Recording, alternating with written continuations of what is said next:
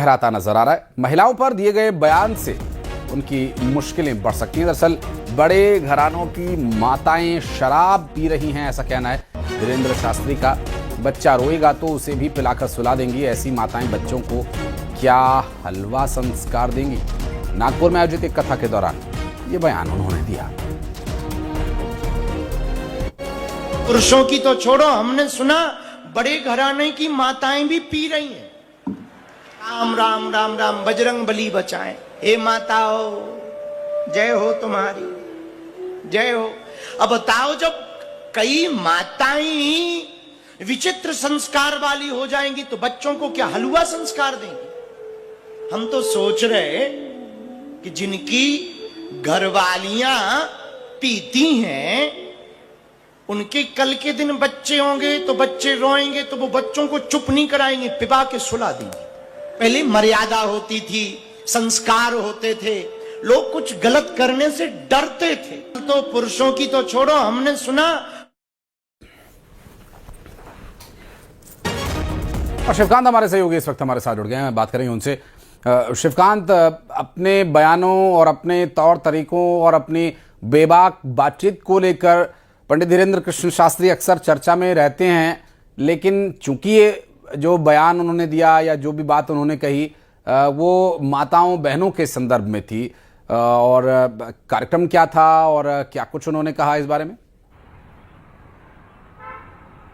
जी हाँ आशीष, महाराष्ट्र के नागपुर में शिविर चल रहा है पंडित धीरेन्द्र शास्त्री का, और 2 दिन पहले ही वो एक विवाद से बाहर निकले हैं, जब छत्रपति शिवाजी महाराज को लेकर उन्होंने कहानी के तौर पर एक सुना दिया था, जिसको लेकर विवाद हुआ और उनको माफ़ी भी मांगनी पड़ेगी, माफ़ी मांगनी भी पड़ी। जिसके बाद उनका फिर एक बयान आया था कि उनका और विवादों का चोली दामन का साथ है।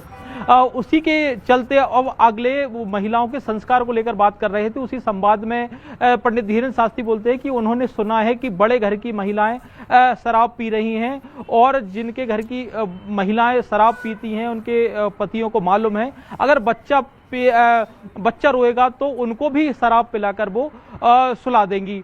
उनका ये बयान है, जिसके बाद से लगातार अब विवाद भी शुरू हो गया है। सोशल मीडिया पर भी उनको ट्रोल किया जा रहा है, और महाराष्ट्र में तो लगातार जब से उनका ये शिविर शुरू हुआ है तब से लगातार विरोध हो रहा है। अंधश्रद्धा उन्मूलन समिति के सदस्य लगातार रोज प्रदर्शन कर रहे हैं, जिसको लेकर आज धीरेन्द्र शास्त्री ने उनको भी चैलेंज दिया है कि उनके पास जो सिद्धि है वो सबके सामने अपनी सिद्धि को बताएंगे, और जिनमें दम हो वो आके उनको रोक ले।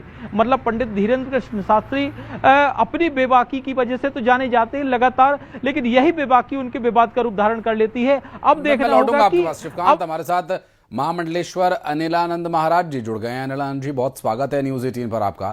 पंडित धीरेन्द्र कृष्ण शास्त्री अक्सर अपने कथा में जो बात करते हैं, जिस क्रांतिकारी विचार के अनुपालक वो हैं, इसको लेकर चर्चा अक्सर होती है। लेकिन अभी हाल ही में नागपुर में कथा के दौरान उन्होंने एक बात कही कि बड़े घरों की माताएं बहनें भी आजकल शराब पी रही हैं, हमने ऐसा सुना है। और उस बात को लेकर अब जिस तरह की प्रतिक्रियाएं सोशल मीडिया पर आ रही हैं, आप इस बारे में कुछ कहना चाहेंगे, कोई प्रतिक्रिया देना चाहें? देखिए, पंडित धीरेन्द्र कृष्ण शास्त्री जो है वो कथावाचक के साथ साथ हिंदू समाज के प्रवर्तक भी हैं जी। और प्रवर्तक का मतलब ये होता है कि व्यक्ति को अपने समाज की चिंता तो रहती है। आज के परिवेश में जो चीजें हमारे कानों तक या उनके कानों तक जाती हैं जी, अगर वो मंच से इस चीज का सुधार करने की बात करते हैं तो लोगों का उसको अनुपालन करना चाहिए, क्योंकि हिंदू समाज एक सभ्य समाजों में सबसे सभ्य समाज होता है, और यहाँ माताएं अति पूजनीय होती हैं। महिलाओं का हमारे समाज में बहुत अधिक सम्मान है जी। लेकिन चूंकि अगर सम्मान है तो सनातन धर्म में ही महिलाओं का सम्मान है जी। लेकिन क्या होता है कि पश्चिमी सभ्यता जब हावी होने लगती है तो इस प्रकार की चीजें जो समाज में दिखने लगती हैं, और दिखने के साथ साथ वो चीजें कुछ गलत असर न डालें, इसलिए उनका ये कहना है कि भाई अगर ये ऐसा कुछ हो रहा है तो उस चीज में हम लोग सुधार ला सकते हैं। हाँ। और यदा कदा बड़े घरों के लोग अगर इस प्रकार के किसी उसमें दिखाई देते हैं, कई क्या होता है कि कुछ प्रोफेशनल आदमी सोचता है कि ये एक शौक हो जाता है आदमी का, और उसको अपने आप को बड़ा आदमी घोषित करने में एक सरलता हो जाती है कि साहब हम भी इनकी बराबरी कर रहे हैं। माताएं भी ये कोशिश कर लेती हैं।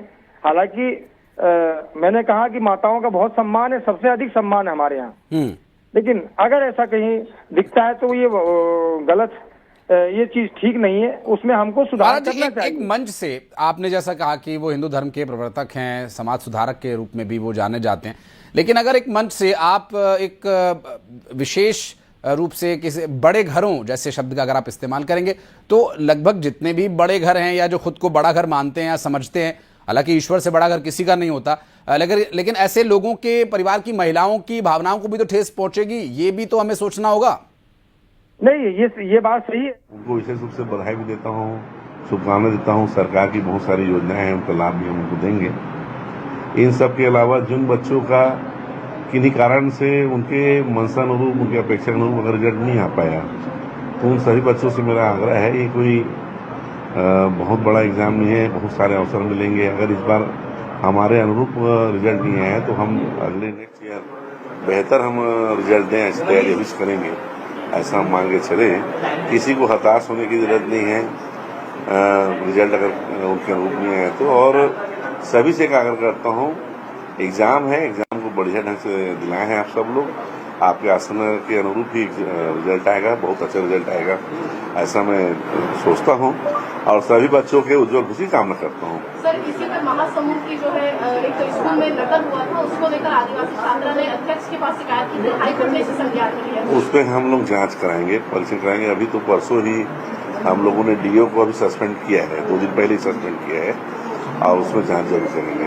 ये NSY के द्वारा जो है पेपर लीक को लेकर आप रिजल्ट जारी होने के साथ साथ वो प्रदर्शन भी करने वाली है कि अभी तक उसके आरोपी गिरफ्तार नहीं हुए हैं। देखिए, पेपर लीक हुआ है, ये ऑथेंटिक अभी तक ऐसा कोई साक्ष्य हमको नहीं मिला।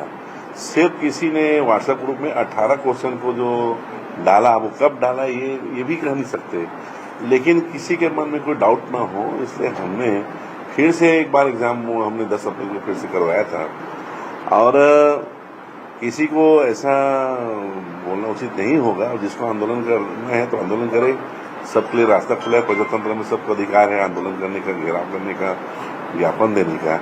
लेकिन जो अभी जो हम परिणाम घोषित कर रहे हैं, पूरी ईमानदारी के साथ, पारदर्शिता के साथ और कहीं भी उसमें प्रश्न नहीं है।